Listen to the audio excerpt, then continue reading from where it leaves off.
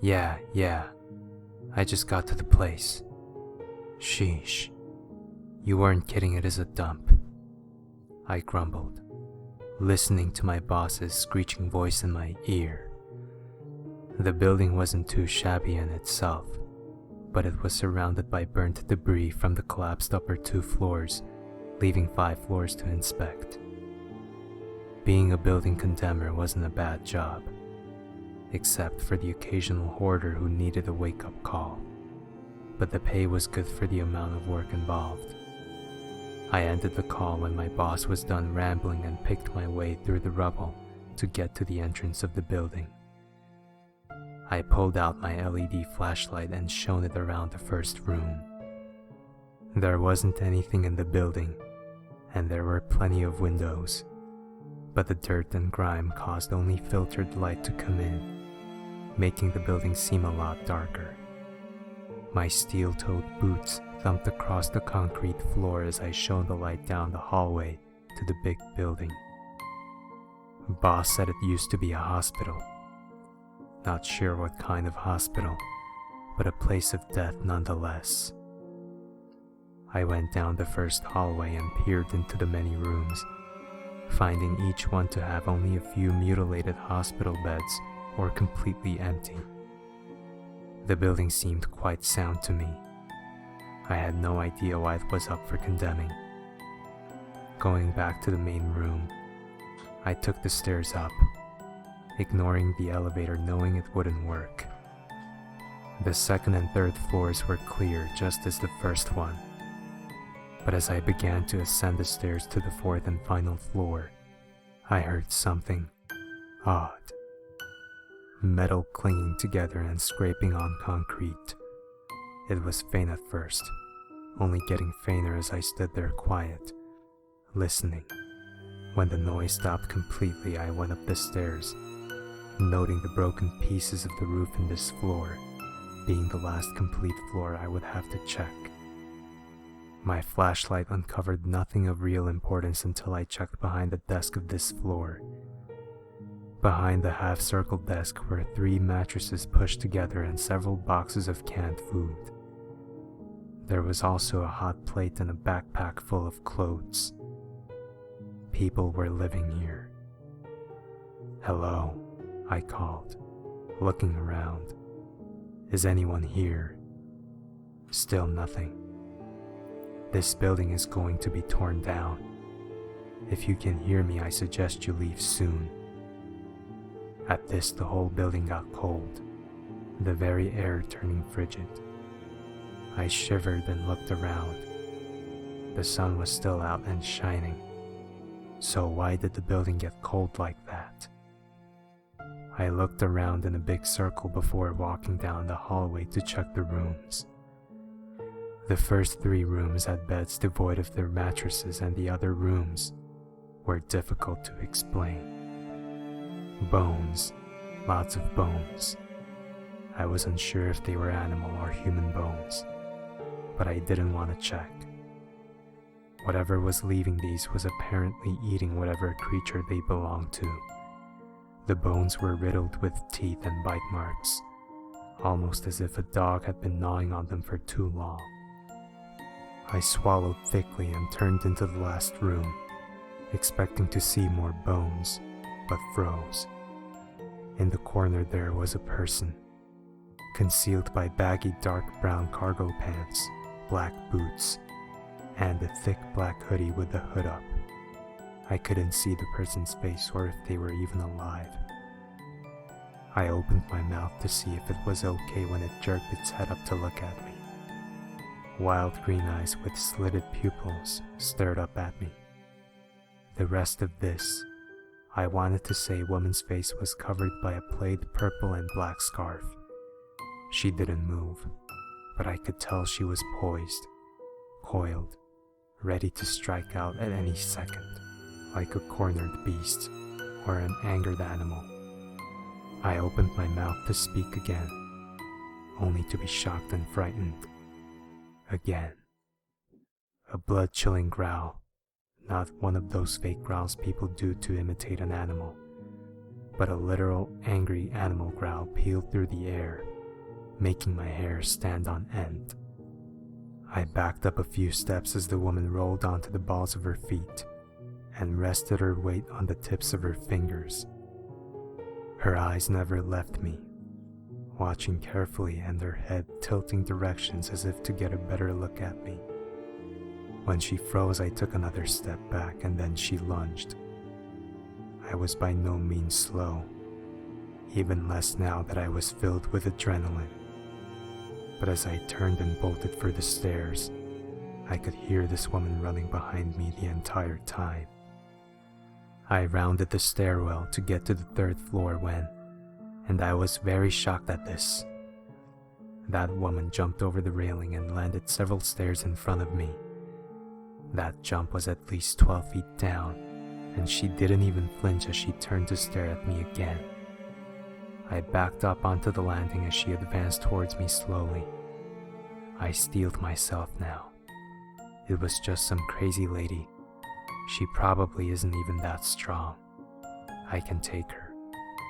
When the woman lunged up the stairs again, I was ready to meet her.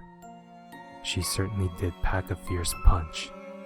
Her weight made me stagger and her claw-like fingernails dug into the skin on my neck. After staggering, I grabbed a hold of her shoulders and shoved her roughly away from me. I could see the wild green eyes widen in a bit of shock as she ended up stumbling and falling down the flight of stairs, hitting the old metal railing, which broke under the force of her hit. As she fell off the landing, I stared in shock. I ran down the broken landing railing and looked down. 2 stories below, the woman lay unmoving and face down. I didn't know whether she was hurt or dead, but I certainly wasn't gonna check. I raced down the stairs and out of the building, running to my service truck. I reached for my keys. I patted all my pockets and looked into the windows of my truck, not seeing my keys anywhere. I remembered hearing them as I was running away from that woman, but I looked back at the building and gulped. I tried to call my boss to explain what had happened, but my phone had died while I was in the building, searching for a signal. I sat outside the building for hours, trying to convince myself it was okay to go back inside, that the woman was dead, and I had no reason to fear. But deep in my gut, I knew that the building wasn't safe, but I really needed my keys to leave. I could break into the truck, but not my house, or my safe, or the extra keys for my kids' diaries. The building was quiet, a bit darker since the sun had started setting, but I waved my flashlight around looking for any sign of my dropped keys. I pointed the flashlight towards the stairs and paled. The woman's body wasn't there anymore. Ah, shit, I breathed, looking around for any trace of her. None. I froze as I heard chains rattling together again, closer than they were before, but they quickly stopped. I was on my way towards the stairs when a subtle dinging got my attention. The elevator, its door opening and the light on inside of it. There on the floor of the elevator sat my keys. Some part of me knew it was a trap, and I tried to find some object I could use to reach in and get my keys with, but to no avail. I would have to get them myself and endure whatever torment would befall me. I walked to the elevator, its doors patiently waiting to accept me with open arms. I slowly and quietly entered the red-carpeted elevator. The second I touched my keys, the doors began to shut, and like a fool I tried to outpace them, only to have my first 2 fingers of my left hand shut in the doors. I yelled out in pain as I felt the bones crack and break, possibly shattering, almost drowning out the noise of the elevator moving up. How this thing was working I had no idea. The shaft was damaged in the fire. This thing should have been in the basement, broken into pieces. I groaned as the elevator lurched to a stop and the light went out. For several moments, I was enveloped in cold darkness. My hand throbbed, sending aching pain up my arm and into my shoulders. I stood there with my hand clamped in the vise of elevator doors. After a few more moments of the dark, I pulled out my flashlight and turned it on. Oh God, this woman, dressed in all white from her head to her feet. The woman stared. Her eyes were all black except for a thin white slit, which I suppose was her pupil. Her skin bleach white, her clothes bleach white, her hair, oh God, her hair.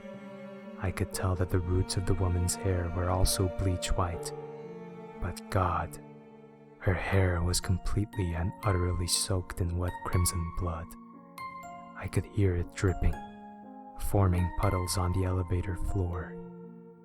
For some reason, I didn't question why. The blood didn't stick to her skin or clothes, just her hair.